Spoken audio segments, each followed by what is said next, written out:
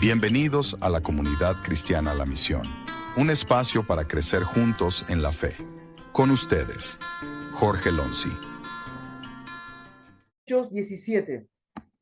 Hechos capítulo 17. Dice, recuerden que venimos viendo cómo el Señor está guiando a Pablo. Ya estamos en el segundo viaje de Pablo. Hemos visto cómo él quiso predicar en ciertos lugares y el Espíritu Santo no le dejó predicar allí porque tenía otro plan, y que él de repente de noche en sueño tiene una visión de un varón macedónico. Justo ahí se le estaba sumando Lucas al equipo. Entonces justo por Lucas, ellos aprovechan a Lucas y van juntos a todo lo que era la provincia de Macedonia. Ahí en Macedonia estaba Tesalónica, Corintio, estaba Filipo, todos esos lugares donde llevan el Evangelio, y ahora empezamos a ver cómo empieza a ser la tarea en esos lugares. Y dice, bien, terminamos en ese lugar y estaban saliendo de viaje ya para la provincia de Macedonia. Ahí terminamos. Sí, porque regresaron a la casa de Lidia y allí volvieron a reunirse, y ahí estaban viendo para salir a Macedonia. Entonces, ahora, capítulo 17, ahí está, ahí se me acomodaron los patitos, dice, viajaron luego a través de las ciudades de Anfípolis y Apolonia, y llegaron a Tesalónica, donde había una sinagoga judía.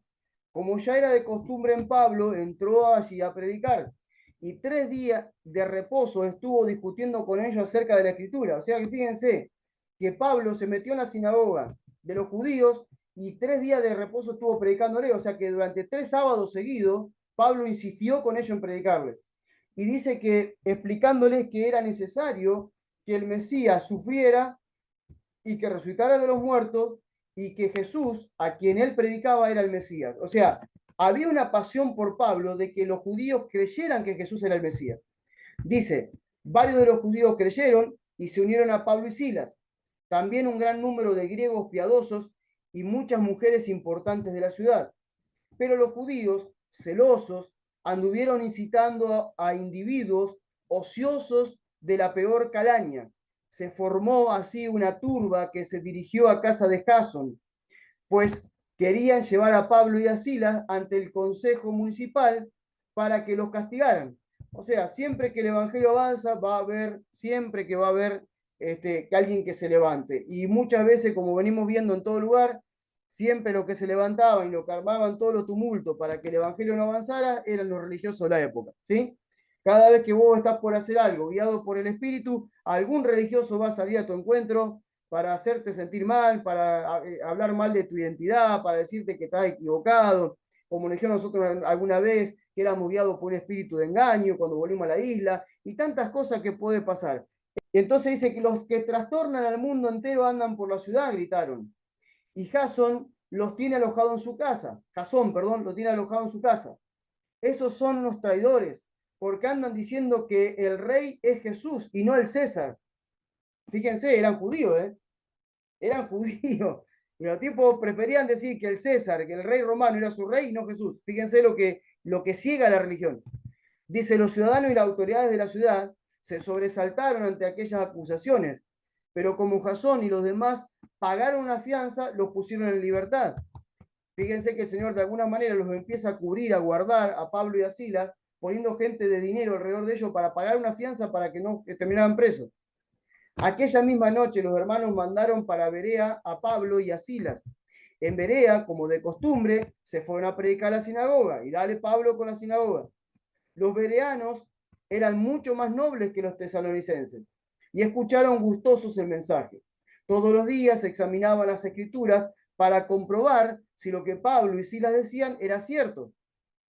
En consecuencia, un buen grupo creyó, junto con varias griegas prominentes y muchos hombres. Fíjense cómo Dios va usando, a medida que va avanzando la predicación, van creyendo hombres y van creyendo mujeres que tienen autoridad o que tienen dinero, prominente, gente pudiente, gente con autoridad, gente que tiene que ver con gobierno. También Dios lo hace. Dios lo hace. De hecho, en Uruguay, ahí el otro día yo no lo sabía, pero Marianela, por ejemplo, es concejal. Yo no sabía que Marianela era concejal. Y bueno, y eso es importante, empezar a llegar a gente que son gente de autoridad dentro de la ciudad. Dice, pero cuando los judíos de Tesalónica se enteraron de lo que Pablo estaba predicando, de que Pablo estaba predicando el mensaje de Dios en Berea, fueron a ocasionarle problemas. O sea, se vinieron de una ciudad a otra persiguiéndolo. Los hermanos se movilizaron inmediatamente y mandaron a Pablo para la costa. No obstante, Sila y Timoteo se quedaron. O sea, inmediatamente dijeron, vienen acá a perseguirlo a Pablo, lo vamos acá para la costa, que no lo alcancen a agarrar. Los acompañantes de Pablo lo condujeron a Atenas y de allí regresaron a Berea con un mensaje para Silas y Timoteo en el que Pablo les suplicaba que se unieran a él cuando pudieran. O sea, Pablo deja a dos de su equipo, a Silas y a Timoteo, y él sigue viaje a Atenas, ¿sí? Porque claro, todos querían reventarlo y liquidarlo a Pablo.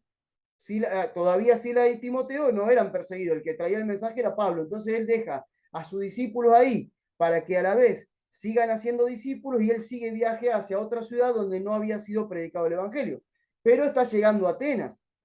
Atenas en ese momento era una metrópolis y Atenas era, por decirlo de alguna manera, el centro de la sabiduría del mundo. Allí estaban, ya en la época de Pablo, incluso antes de la época de Jesús, existían los grandes pensadores de este tiempo que aún llegan sus pensamientos hoy en día y que siguen estando en las universidades muchas veces. Atenas era el centro del pensamiento en aquel momento, que hasta el día de hoy el pensamiento griego está metido hasta en las universidades. El pensamiento filosófico, la filosofía nace en Grecia y especialmente en Atenas.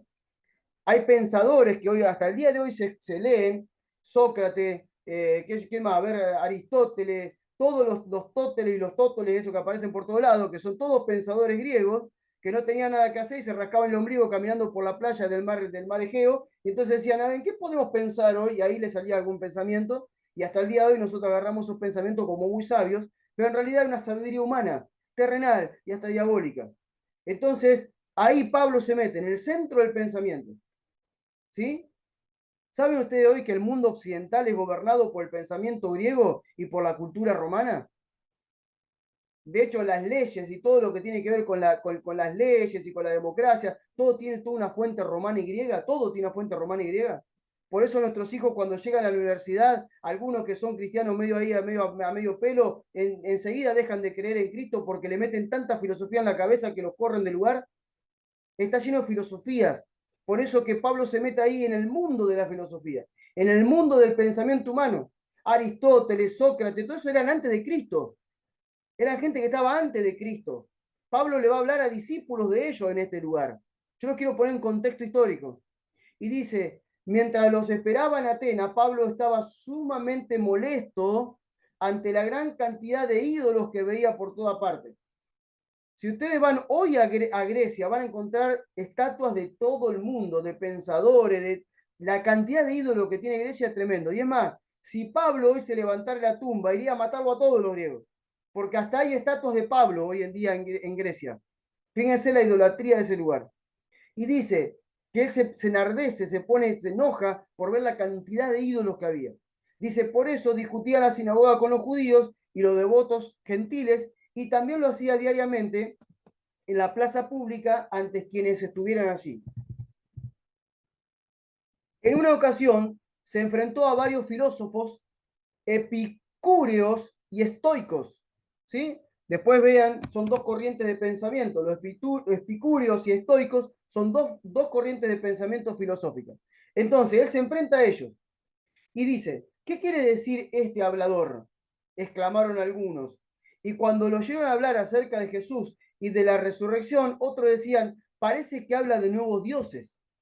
Y lo invitaron, los tipos tenían curiosidad, y lo invitaron al Areópago. El Areópago era un lugar como hoy son los anfiteatros, ¿sí? Se ubica un anfiteatro, alguien que va a hablar allá y todas las gradas ahí.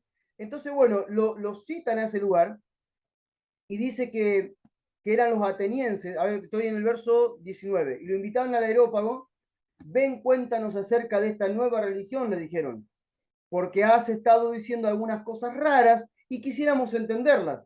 Claro, ellos todo el tiempo estaban buscando entender las cosas que otros predicaban.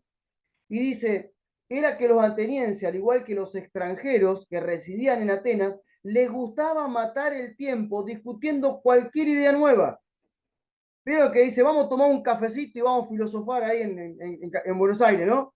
Vamos a tomar un matecito y vamos a hablar de cuestiones de la vida. Vamos, siempre el ser humano tiene esto de filosofar sobre, ¿y a vos qué te parece? ¿Y a mí qué me parece? Y filosofamos sobre el fútbol, y filosofamos sobre la vida, sobre la, no sé, sobre la nutrición, sobre la política, sobre esto. Filosofamos y filosofamos, y nunca nos damos cuenta que siempre que estamos hablando, de algún lado vino ese pensamiento y nos paramos de diferentes pensamientos y nos peleamos Boca River, nos peleamos partidos políticos, nos peleamos porque yo hago nutrición y yo no, porque está bueno el ayuno y porque no está bueno el ayuno. Entonces siempre estamos filosofando. Entonces, como esto le encantaba, dice, como tenían tiempo y querían matar el tiempo, dice, bueno, vamos a llamarlo a este tipo a ver qué nos dice de nuevo. Lo llaman y dice, puesto en pie en el aerópago, Pablo se expresó así. Y yo quiero que presten atención a esto, ya alguna vez lo hemos hablado, pero quiero que presten atención. Miren, la primera vez que yo leo esto de Pablo, yo dije por dentro mío, este tipo es un genio. Este tipo es un genio, este tipo es un sabio. Este tipo sabe cómo agarrar de cualquier lado para terminar predicando el Evangelio. Fíjense la estrategia que él usa para predicar el Evangelio. Dice, atenienses, he notado en ustedes que son muy religiosos. Me encanta. Vecino, he notado que usted es muy religioso, que va, que sigue la iglesia católica, que tiene algunas vírgenes, que tiene algunos santos. He notado que usted es muy religioso porque cree en el gauchito Gil. He notado en usted que usted es muy religioso porque cree en la Pachamama. He notado. Qué bueno que entra por lo que el tipo cree. Y dice, he notado que usted es muy religioso porque al andar por allí, en la ciudad, entre todos los altares que hay uno con la siguiente inscripción: al Dios no conocido, al que ustedes han estado adorando sin conocerle, el que yo le vengo a anunciar. Es un crack. El tipo es un crack. ¿Cómo entró? Agarra y dice, veo que son todos muy religiosos, porque por toda la ciudad veo que ustedes tienen ídolos, qué bárbaro, qué bueno, pero encontré entre medio de todos sus altares que hay uno que no lo conocen, que hay un Dios, que es un altar para un Dios que no conocen, justo de ese yo le vengo a hablar. No era que venía a hablar de ese, o sea, él agarró ese para hablarle de Cristo. Es un genio. Y dice, ese Dios, ese que ustedes no conocen, pero que yo lo conozco, de ese le voy a hablar, y entonces, claro, esto captó la atención de ellos. Dice, ese Dios fue el que hizo el mundo y cuanto en él existe. Y por cuanto es el Señor del cielo y de la tierra, no habita en templos que el hombre pueda construir o que el hombre construya, ni necesita que los seres humanos satisfagan sus necesidades, porque Él es el que da vida y aliento a todas las cosas. ¿Por dónde arranca predicando Pablo? Por donde yo arranco siempre cuando presento el Evangelio, arranco por la creación, arranco por el Génesis, arranco por donde Dios hizo todas las cosas. No me voy a pelear con María, no me peleo con Gauchito Gil, no me peleo con ningún, no me peleo con la energía, no me peleo con el hippie, no me peleo, me voy al origen. Hay un Dios que creó todas las cosas. Ese sol que ve lo creó un Dios, ese río que ve lo creó Dios, esos árboles lo creó Dios. ¿Y qué cosa? No solamente Dios creó todas las cosas, sino que Dios no puede habitar en templos. Mirá, Dios creó eso, Dios creó aquello, Dios es espíritu. ¿Acaso puede habitar alguien que creó toda la existencia, puede habitar en cuatro paredes en un templo? Entonces ya ahí Pablo los corre a ellos de cada templo que tenían, porque ellos tenían el templo de la diosa ¿cómo era? Del dios de Eros, del dios del amor, ¿sí? El templo a ver, ¿qué otra diosa? Ayúdenme los que conocen los dioses griegos, a ver. ¿Conocen mitología griega? ¿Algún dios por ahí? Bueno, Eros y tantos dioses que ellos tenían. Todos tenían su templo. Él dice, el Dios que yo le vengo a predicar no habita en templo. ¿Por qué? Porque si es creador de todas las cosas, ¿cómo va a habitar un templo? Y dice, ni tampoco necesita que los seres humanos le satisfagan las necesidades, porque Él es el que le da vida a todas las cosas. Y dice, y ahora sí empieza a hablar de dónde, de Génesis, habla justamente desde Adán. Dice, de un solo hombre creó toda la humanidad y luego distribuyó las naciones sobre la faz de la tierra tras decidir de antemano cuándo y cuáles serían sus fronteras. ¿Sabían ustedes que Dios decide las fronteras? Dios decidió la frontera de cada nación. ¿No la decidieron los hombres? Bueno, la decidió Él. Y dice, Y el verso 27, en todo esto, el propósito de Dios era que todas las naciones lo buscaran. Fíjense cómo va armando todo. Dios creó todas las cosas, Dios no tiene templo, Dios no necesita que los hombres le sirvan porque Él les da vida a los hombres. De hecho, Dios creó toda la humanidad de un solo hombre y después los esparció por toda la tierra y le dividió las naciones. Todo lo hizo Dios, ¿sí? Lo hizo así todo Dios. Y dice, y todo esto era el propósito de Dios, que de todas las naciones, ahora que lo repartió por todo lugar, quisieran, lo buscaran y quizás palpando descubrieran el camino donde se le pudiera hallar. Ya empieza a hablar del camino. Sabemos que el camino que lleva a Dios, el único camino es Cristo. Y entonces dice, en todo dice, verso 27 estoy, pero Él no está lejos de ninguno de nosotros, porque en Él vivimos, nos movemos y existimos. Ahí les pone a ellos la necesidad de entender que la vida viene de Él, que en Él vivimos y que existimos por Él. Como uno de los poetas de ustedes dijo, o sea que el tipo sabía de los griegos, sabía de los poetas griegos, sabía de los filósofos griegos, los había estudiado, sabía lo que pensaban. Entonces dice, como uno de los poetas de ustedes dijo, somos de la familia de Dios. Si esto es verdad, no deberíamos pensar que Dios sea un ídolo hecho de oro, de plata o piedra esculpida. Claro, si Dios hizo todo y nos hizo a nosotros semejante a Él, ¿cómo vamos a pensar que un Dios es de metal o de piedra? Dice, Dios toleró la ignorancia de la humanidad en el pasado, pero ahora ordena que todos se arrepientan porque ha establecido un día en el cual juzgará a todo el mundo con justicia por medio del varón que Él escogió y que acreditó al levantarlo de entre los muertos. Fíjense qué sencillo le predicó el Evangelio. Lo llevó hasta que habló de Cristo y le dijo, ustedes, Dios toleró la ignorancia del mundo. No le dijo, ustedes son unos ignorantes, ustedes son unos religiosos. No lo acusó a ellos, acusó al mundo. Porque si lo hacía personal, iba a chocar, iba a pelear. Entonces habló de lo general. Siempre digo que cuando uno va a administrar a alguien y, por ejemplo, la persona es mentirosa, vos no le tenés que decir, sos un mentiroso. No, sabés que es importante no mentir, no está bien la mentira, a Dios no le agrada la mentira. Estoy hablando de lo que hace, no de lo que es. Porque cuando hablo de lo que es, yo hago que la persona se cierre. Es importante hablar de lo que hace, no de lo que es. Y acá él le dice, Dios toleró la ignorancia de toda la humanidad en el pasado, pero ahora marca un tiempo de inicio, dice, ahora les ordena a todos que se arrepientan. ¿De qué? De esa ignorancia. Los manda a todos, los llama al arrepentimiento de haberse hecho templos, de haberse hecho dioses, de haber andado en toda esa ignorancia, y los llama al arrepentimiento porque estableció un día que lo juzgará a todos. Va a juzgar al mundo con justicia por medio de quién? De Jesús, que lo acogió, lo acreditó y lo levantó de los muertos. Fíjense qué claro era el Evangelio de Pablo. Dice, al oír hablar de la resurrección de un muerto, algunos se rieron, pero otros dijeron, queremos que otro día nos hables de esto. Obvio, imagínense a gente con un pensamiento filosófico si van a creer que alguien se puede levantar de los muertos. Que filósofo pregunta todo, ¿por qué? ¿Cuándo? ¿Cómo? ¿Será? ¿No será? Se empieza a preguntar todo, entonces es imposible que un muerto se levante de ahí. Por eso muchos rechazan el mensaje por decir que Jesús se levantó de los muertos. De hecho, hoy en día hay gente que rechaza a Jesús porque no creen que Jesús resucitó de los muertos. Es más, hasta cristianos dudan si Jesús resucitó de los muertos, que no son cristianos, obviamente. Y fíjense, pero algunos creyeron y le dicen, queremos que otro día nos vuelva a hablar. Entonces, Pablo se retiró de entre ellos, sin embargo, algunos creyeron y se les unieron. Por ejemplo, Dionisio, encargado del Areópago, y una mujer llamada Dámaris. O sea, todos los que estaban, algunos de los que estaban en el Areópago, los más importantes, lo desecharon, pero el que era el encargado del lugar aceptó, recibió el mensaje. Y una mujer llamada Dámaris, que la nombra Pablo porque era una mujer importante de la ciudad. O sea, no Pablo, Lucas en el relato la nombra. Ahora, vamos al capítulo 18, que es lo que hasta ahí vamos a leer hoy.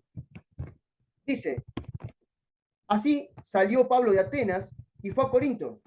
Sale del centro del pensamiento filosófico y se va al centro de la manifestación del pecado de todo lo que tenía que ver con la sexualidad. Corinto era un puerto. En Corinto había tremenda cantidad de cabaret, tremenda cantidad de prostitución. Había todo lo que tiene que ver con lo degenerado estaba en Corinto. Y Pablo va allí a predicar. Y dice que en Corinto conoció a un judío llamado Aquila, que era natural de Ponto, que acababa de llegar de Italia con su esposa Priscila. Habían salido de Italia a raíz del orden de Claudio de expulsar de Roma a todos los judíos. Como era fabricante de tiendas, al igual que Pablo, este se fue a vivir y a trabajar con ellos. Fíjense, hoy justamente hago un paréntesis acá. Hoy hablaba con los chicos del centro misionero porque la materia que están viendo, la primera clase de todo el mes, habla del obrero biocupacional. Y yo le estaba haciendo entender a ellos que uno, cuando es ministro de Dios, tiene que ser biocupacional. Fíjense, acá tenemos a Aquila y Priscila, que se dedican a trabajar, y Pablo, que es un apóstol que se dedica a trabajar. ¿Por qué es importante ser biocupacional? Porque cuando uno es biocupacional, tiene muchas más relaciones. ¿Saben cuál es la objeción en esta tarea que los chicos tenían que hacer? Tenían que poner ellos, ¿y cuál es la objeción que normalmente se hace para no ser biocupacional?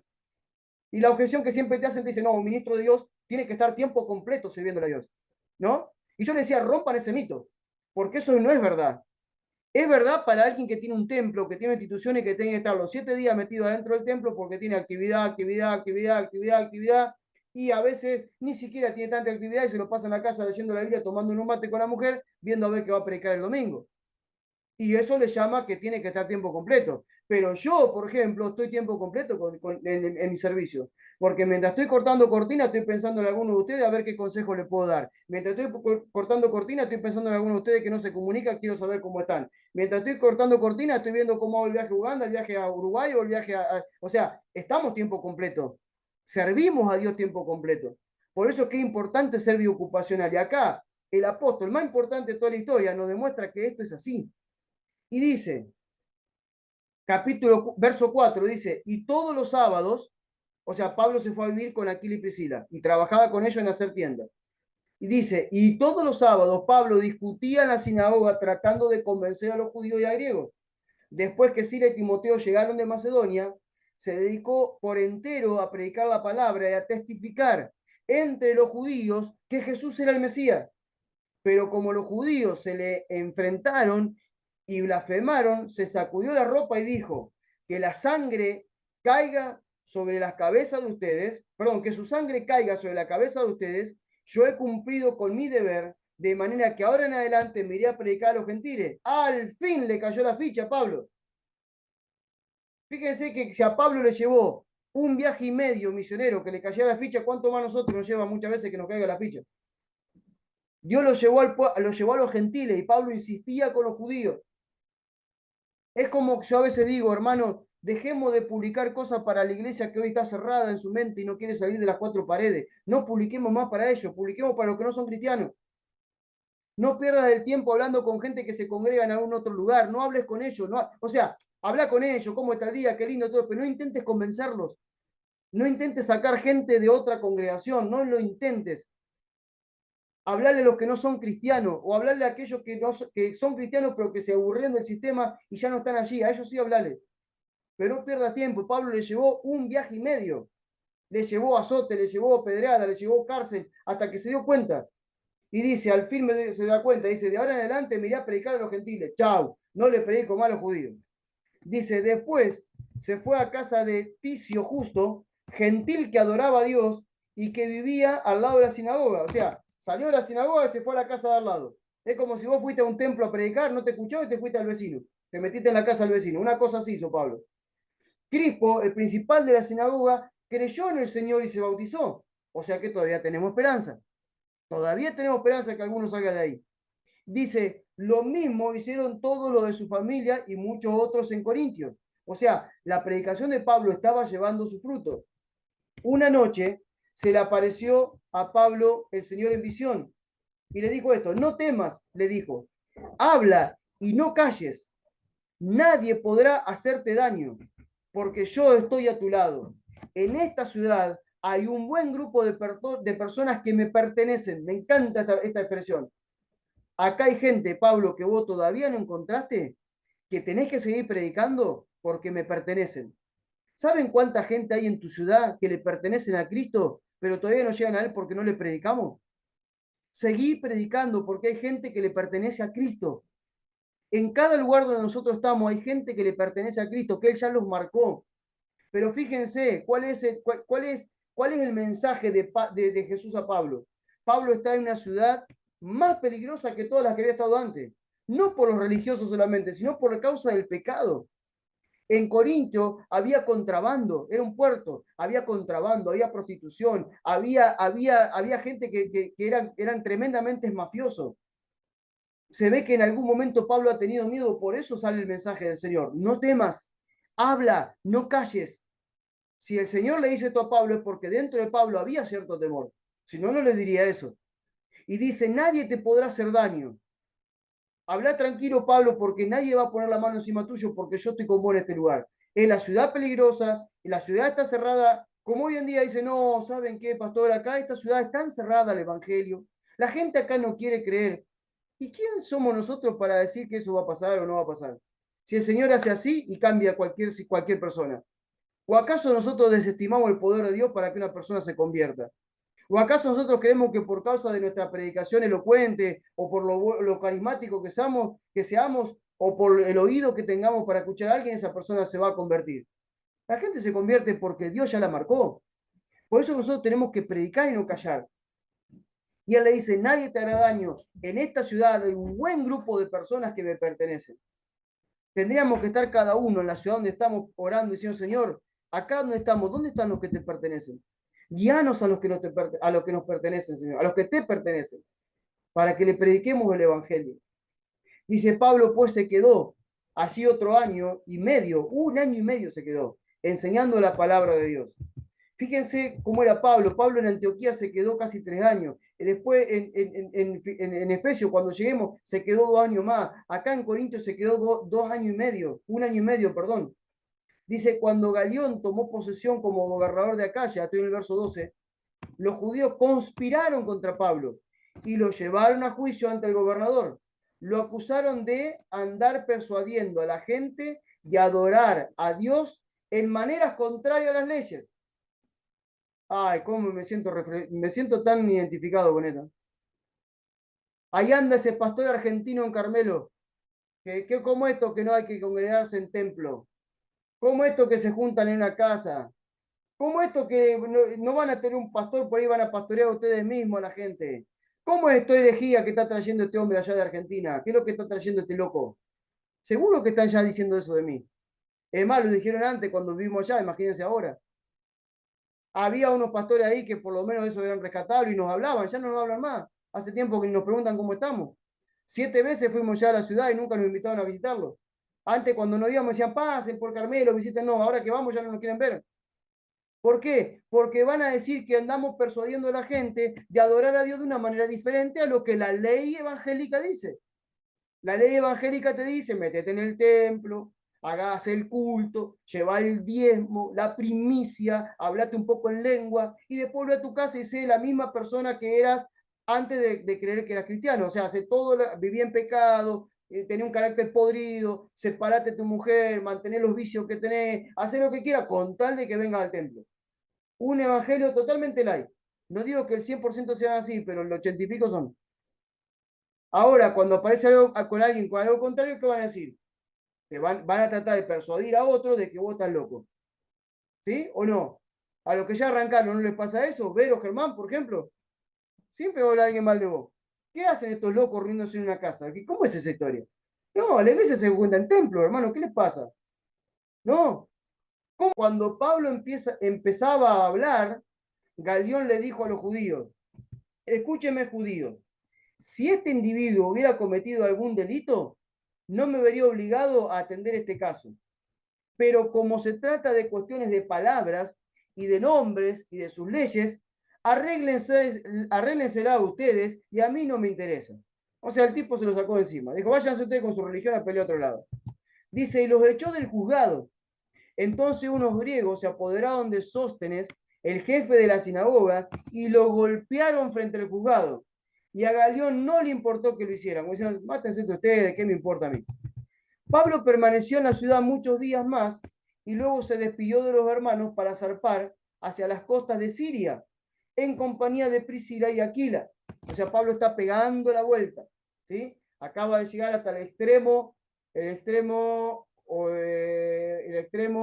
occidente, ¿sí? El extremo occidente de lo que era toda Grecia, y ahora está pegando la vuelta para ir a Siria. Y dice, al llegar al puerto de Éfeso, los dejó allí, perdón, me salté una parte. Dice, estoy en el verso 18, dice, en Cencreas se afeitó la cabeza según la costumbre judía porque tenía hecho un voto. Pablo todavía hacía algunas cosas para congraciarse con los judíos. Al llegar al puerto de Éfeso los dejó allí y se fue a predicar entre los judíos. Dale, Pablo, otra vez.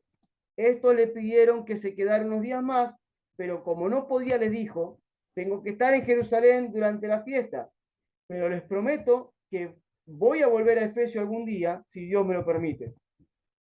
Y zarpó de Éfeso. El próximo puerto fue Cesarea, desde donde fue a visitar a la iglesia de Jerusalén antes de seguir su viaje a Antioquía. De Antioquía, donde pasó algún tiempo, se dirigió de nuevo a las regiones de Galacia y Frigia, alentando a todos los discípulos. O sea que Pablo empieza ya su tercer viaje, y ¿qué empieza a hacer? Pablo lo que empieza a hacer es a fortalecer nuevamente a los discípulos. Ya el viaje de Pablo ya no es un viaje evangelístico, ya es un viaje de apostólico, un viaje para fortalecer a los discípulos, para equipar a los discípulos, para alentar a los discípulos, para entrenar a los discípulos. Dice, mientras tanto llegó a Éfeso,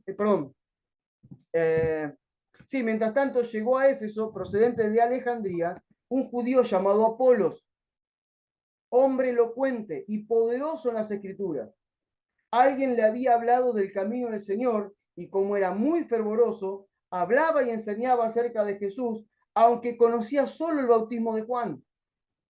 En su mensaje en la sinagoga habló con valentía. Entre los que lo escucharon estaba Priscila y Aquila. Esto lo tomaron aparte y le explicaron con mayor exactitud el camino de Dios.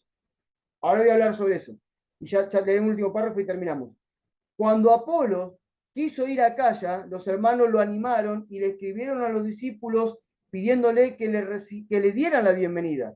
Al llegar, Dios lo usó para fortalecimiento de la iglesia, porque él refutaba ardientemente y en público a los judíos y demostraba por medio de las escrituras que Jesús era el Mesías.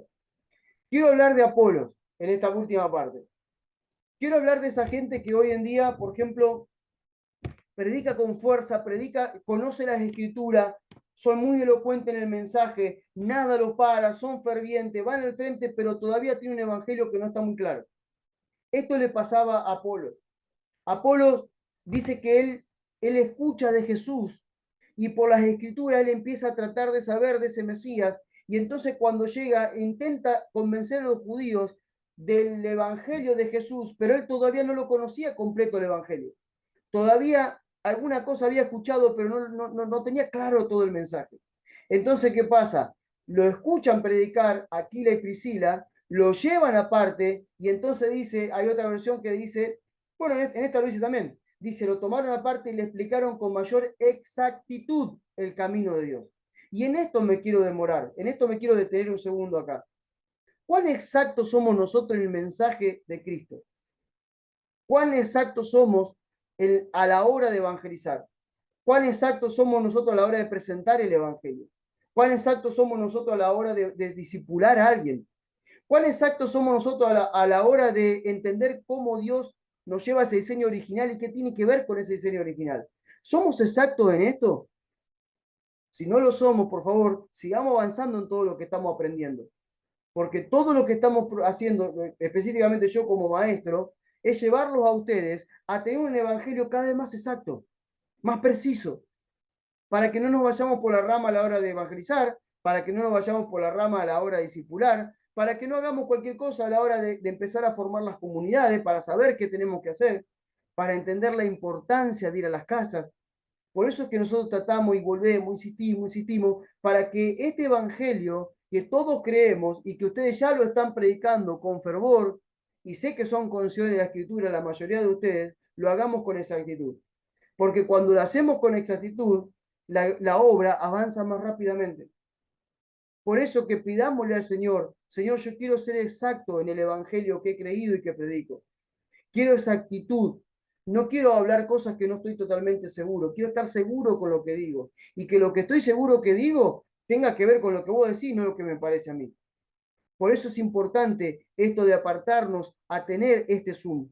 Este Zoom es como si, este Zoom para ustedes es como si tuviese agarrado Priscila y Aquila y te meten en un lugar para que tu evangelio sea más preciso, nada más que para eso. Por eso estamos leyendo las cartas como las estamos leyendo. Por eso la estamos revisando como la estamos revisando. Para que podamos recibir el Evangelio como lo recibieron ellos y lo podamos reproducir como lo reproducieron ellos. No como la tradición religiosa en la que todos no hemos educado lo hace. Sino que si decimos que vamos a volver a ese diseño, volvamos, pero volvamos al 100% seguro de lo que estamos haciendo, con exactitud. Entonces dice que ahí, una vez que Aquila y Priscila digamos, le pulen el mensaje, el evangelio que Apolo tenía, lo alientan a que siga viaje y le mandan una carta a los discípulos que estaban en la calle, ¿sí? Diciéndole, hey, reciban a este hombre. Este hombre es un conocedor de la Escritura. Este hombre es ferviente, es apasionado predicando la palabra. Y nosotros nos hemos tomado un tiempo de pulir el mensaje que él tiene. Y ahora, si antes era útil para el Evangelio, ahora lo es mucho más todavía. Recíbanlo porque le va a ser de bendición para ustedes. Y de hecho, cuando él llegó, la iglesia que ya estaba establecida en Acaya fue mucho más firme, mucho más firme en su mensaje. Y como dice acá dice que él vino para fortalecer a la iglesia. Qué bueno y qué necesario es que haya una persona que haya sido procesada por Dios, que haya sido discipulada, que haya sido entrenada y que ahora, en esta posición de madurez que ahora tiene, no solamente en cuanto a lo personal, sino en cuanto al Evangelio, ha madurado, entiende, conoce, sabe lo que tiene que hacer, ahora pueda ser útil para edificar a la iglesia en otro lugar donde va y para fortalecer a la iglesia en otro lugar donde va. Por eso, hermanos, que de esto se trata el cuerpo de Cristo. Siempre hablamos del cuerpo de Cristo y esto es lo que se trata, de que de todos nos nutrimos. De alguien yo puedo recibir algo que todavía no tengo y lo que yo tengo a alguien también se lo puedo dar. Fíjense que bueno, porque vamos viendo el avance de la misión de Cristo y vamos viendo cómo avanzan las dos cosas a la vez. Avanza por un lado la predicación del Evangelio y gente se va sumando a la iglesia y por otro lado avanza la construcción de una iglesia que tenía que ver fundamentalmente con las relaciones de honra, con las relaciones de respeto, con las relaciones de reconocer las gracias de los otros, de reconocer los talentos de los otros y saber que todos nos necesitamos para crecer juntos. Qué bueno que es esto, porque por ahí nos quedamos solamente con la parte de ir y evangelizar y nos queda de lado la parte de la iglesia. O nos metemos por el lado a fondo con el lado de la iglesia, pero nos olvidamos de salir. No, el Señor busca un equilibrio en nosotros. Y el equilibrio que busca en nosotros tiene que ver con esto. Salgan, evangelicen, disipulen y luego introduzcan a esa gente a la iglesia. Y mientras vamos formando las comunidades, vamos creciendo juntos, nos vamos respetando, nos vamos ayudando mutuamente para entender mejor. Y de esto se trata el Evangelio. Por eso yo creo, hermano, que nosotros estamos rompiendo una forma a ver, no es un paradigma, sino con una, no sé la palabra ahora, como una forma de hacer las cosas que la iglesia ha hecho por mucho tiempo, que se ha desviado o hacia un liderazgo autoritario que daña, o se ha desviado a un liderazgo que solo busca el éxito y los demás que, bueno, vean qué hacen, o no o la iglesia se ha deslizado a un programa que hace que toda la gente que está dentro de los auditorios sea totalmente pasiva, no haga nada para el Señor, entra así y el día que se muere se va exactamente igual porque no maduró, no creció, no evangelizó a nadie, no predicó, no discipuló, entonces se van de esta vida sin haber cumplido el propósito y misión. Pero qué bueno es que nosotros estemos acá, qué bueno que estemos parados en esta verdad, no acá con nosotros, sino parados todos en esta verdad, porque si estamos juntos es porque creemos en esta verdad.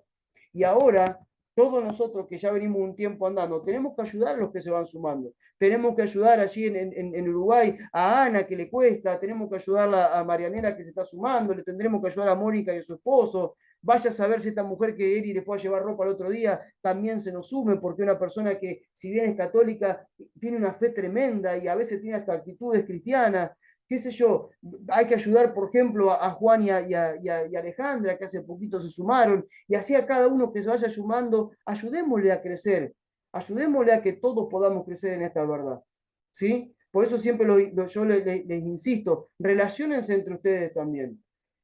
Pero no, relaciónense para hacer de chiste, para mandarse memes, para mandarse... No, no, relaciónense para edificarse, ¿sí? Edificaos mutuamente, dice Pablo. Edifíquense mutuamente. Oren unos por los otros. Ayúdense a crecer. Porque cuanto más vamos creciendo en madurez, más el Señor va a delegar, más el Señor va a darnos cosas para administrar. Y lo que más nos va a dar para administrar son vidas. Y luego nos va a dar para administrar comunidades. Por eso que yo estoy tan entusiasmado con todo lo que estoy viendo. No se imaginan el entusiasmo que tengo en mi corazón. Me late a mí en el corazón todos estos días por lo que estoy empezando a ver, por lo que estoy experimentando. Porque desde que el Señor nos llamó al ayuno, hace ya, no sé, ya perdí cuánto fue, Él nos llamó al ayuno porque había cosas que nosotros todavía no estamos comprendiendo. Y había cosas que sabíamos que se iban a romper solamente porque ayunáramos. Veíamos cosas como que no avanzábamos, que estábamos trabados y de repente, ¡pum!, hay cosas que se están rompiendo, hay puertas que se están abriendo, gente que se está sumando, nuevas oportunidades de crecer, de ministrar, de avanzar. La mejor noticia que podemos contar todos los días no es si llovió porque hacía tiempo que no llovía o porque volvió la luz porque me la han cortado. La mejor noticia que podemos contar es que estamos haciendo que el Evangelio acontezca en el lugar donde estoy. Que el Evangelio acontezca, que la vida de Cristo se manifieste en mi vida y a través de mi vida. Y eso es glorioso. Vivir para eso es lo más maravilloso que nos puede pasar. De todo lo demás Dios se va a encargar. Por eso yo les aliento a que sigamos en esta dirección que estamos. Sigamos orando unos por los otros y vamos a avanzar porque yo creo que este año ya está pintando como algo glorioso y creo que este año va a ser glorioso todo lo que se va a vivir. ¿Amén? ¿Sí? Muchas gracias por haber compartido este tiempo con nosotros. Esperamos que haya sido de mucha luz para tu entendimiento. Visita nuestro sitio web, lamision.online